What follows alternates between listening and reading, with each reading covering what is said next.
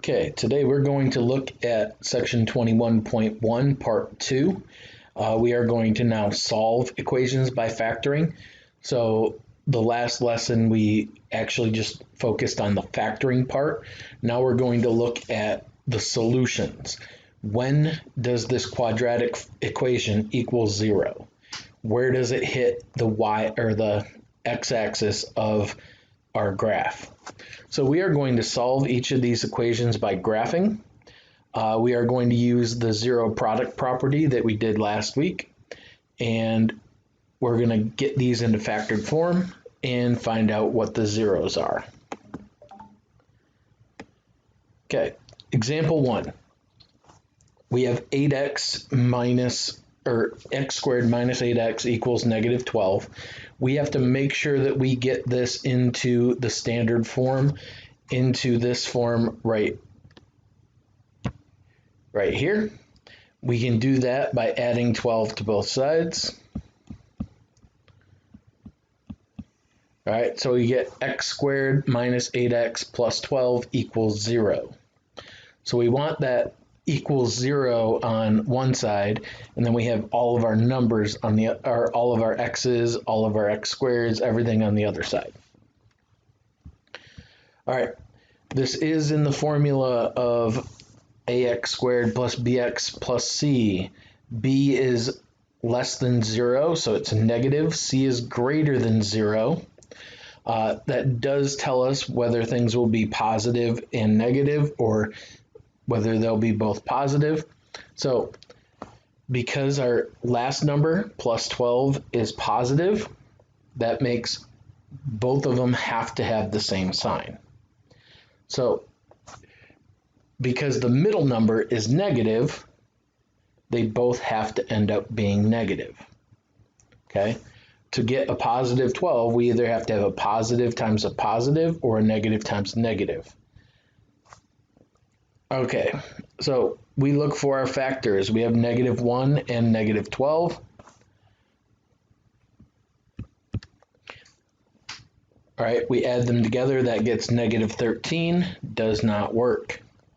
Negative 2 and negative 6.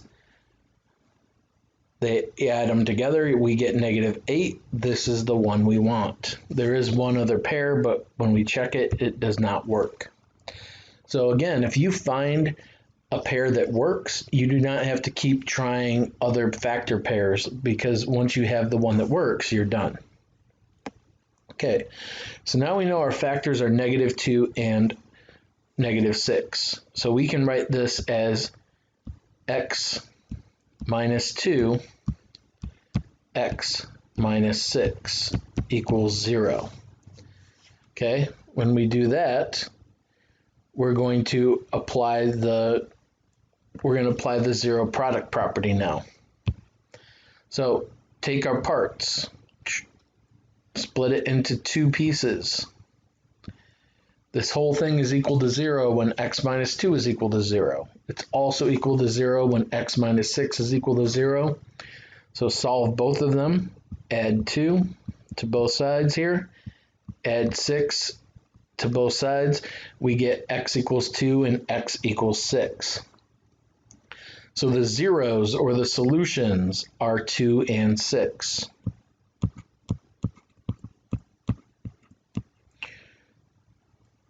All right. Remember that our solutions, our zeros, our x-intercepts, they all mean the same thing in here. Our roots, they all mean the same thing. All right. We can check this by looking at the graph. The graph of x squared minus 8x plus 12 is here. It hits at 2 and 6.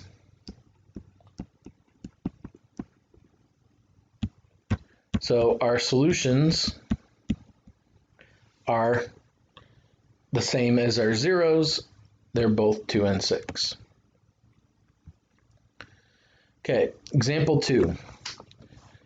X squared minus 2x equals 15. Get it into the form that we need. We're going to subtract 15 from both sides.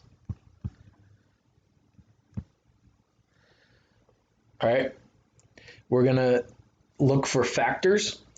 So since we have a negative 15 at the end, we need to have one positive and one negative, because when you multiply to get a negative, one of them has to be negative.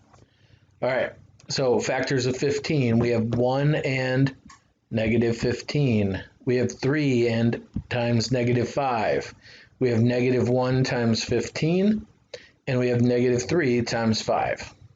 So it's one of these pairs. Now they have to add to get to negative 2. Okay, so which set of these adds to get to negative 2? Not that one, not that one for sure. Negative 3 and 5 is 2. This one's 14. This is negative 14. So 3 plus negative 5 is negative 2. This is the one we want. All right, so our factors are 3 and negative 5.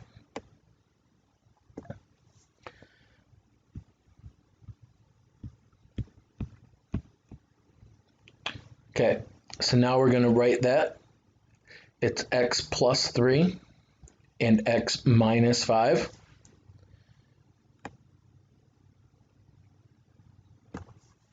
Separate it into your two equations using the zero product property. It will be 0 when x plus 3 is 0 or x minus 5 is 0. So subtract 3 from both sides here, and we get x equals negative 3. Add 5 to both sides here. We get x is 5. So the zeros are negative 3 and 5. So if you had a graphing calculator available, you could type in the equation x squared minus 2x equals 15, or subtract it back and have the minus 2x minus 15 at the end. If you graph that, you can find the zeros are definitely there and there where it hits that x-axis. So we can check it by looking at the graph. When you do these problems on your own, you will not have to graph them to check. You can just factor them and come up with the solutions.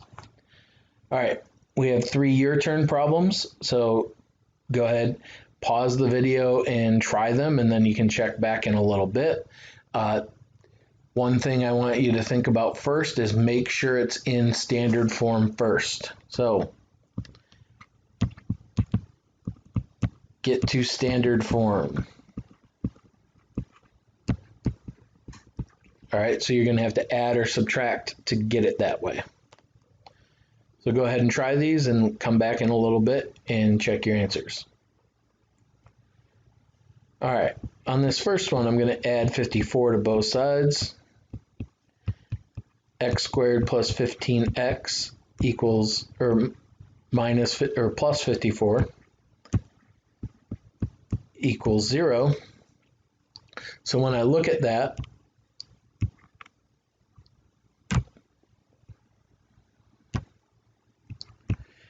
they have to multiply to get to 54, and they have to add to get to 15. Since it's plus 54, they either have to be both positive or both negative. So that means if it's plus 15 in the middle, they have to both be positive. So thinking about what makes 54, I do know 9 times 6 is 54. So we can use that. I know that 9 plus 6 equals 15. So this factors into x plus 9, and x plus 6 equals 0. You'll notice that we can take out and write this into the two parts. X plus 9 equals 0, x plus 6 equals 0. So to figure out what those have to be, subtract from both sides, so x equals negative 9, x equals negative 6.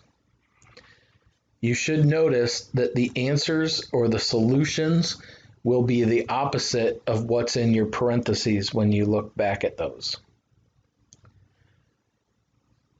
All right, next one. In standard form first. Okay, number 5. We add 12 to both sides to get our equation. So now they have to multiply, our factors have to multiply to get to 12. It's positive, so they're either both positive or both negative. And then they have to add to negative 13. So that means they both have to be negative. So negative 12 times negative 1 is 12. Negative 12 plus negative 1 is negative 13. Those are our factors. Our solutions, our roots. When we have x minus 12 equals 0, that means x is 12. And then we do the same with x minus 1, x is equal to 1. So our two solutions, our two roots are x is 12 and x is 1. And our last one, subtract 56 from both sides. X squared minus x minus 56 equals 0. So we are looking for two numbers that multiply to get negative 56. That means one is positive, one is negative. They have to add to negative 1 because that's got that hidden 1 in there. So one of them is negative, one of them is positive. And then we have to look at the bigger one has to be negative, so we get a negative when we add them. So factors of 56, they multiply together. Negative 8 and positive 7 makes negative 56. Negative 8 plus 7 equals negative 1. So those are the ones we want. Find the actual roots or solutions, and we get x equals 8 and x equals negative 7. All right, you have an assignment, so go ahead and work through that, and we'll see you next time.